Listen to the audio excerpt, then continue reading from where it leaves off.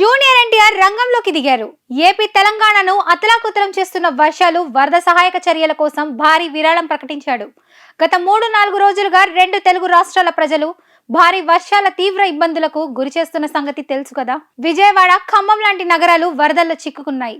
దీంతో తారక్ తన వంతుగా కోటి సాయం ప్రకటించారు. తెలుగు రాష్ట్రాల్లో కొనసాగుతున్న వరద సహాయ చర్యల కోసం జూనియర్ ఎన్టీఆర్ నడుం బిగించారు. వీటి కోసం తన వంతుగా ఏపీ, తెలంగాణ రాష్ట్ర ప్రభుత్వాలకు చెరో 50 లక్షలు ఇవ్వనున్నట్లు ప్రకటించాడు.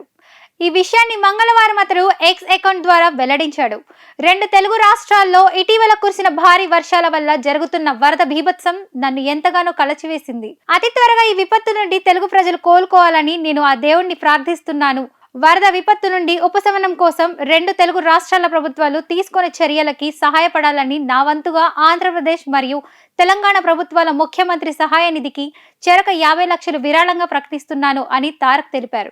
జూనియర్ ఎన్టీఆర్ సాయం ప్రకటించిన కాసేపటికే మరో యువ నటుడు విశ్వక్ సేన్ కూడా తన వంతు విరాళాన్ని అందించడం విశేషం. తారక్ ను ఎంతగానో అభిమానించే అతడు సాయం విషయంలోనూ అతని బాటలోనే వెళ్తున్నాడు. 2 రాష్ట్రాలకు చెరో 5 లక్షలు ఇస్తున్నట్లు అతడు ఎక్స్ ద్వారా తెలిపాడు.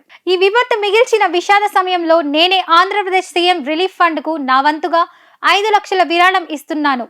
వరదల ద్వారా ఇబ్బందులు పడుతున్న వారిని ఆదుకోవడం దిశగా నేను చేస్తున్న చిన్న సహాయం ఇది అని అతడు ట్వీట్ చేశాడు. అటు తెలంగాణ ప్రభుత్వానికి కూడా 5 లక్షలు ఇస్తున్నట్లు మరో ట్వీట్ లో వెల్లడించారు.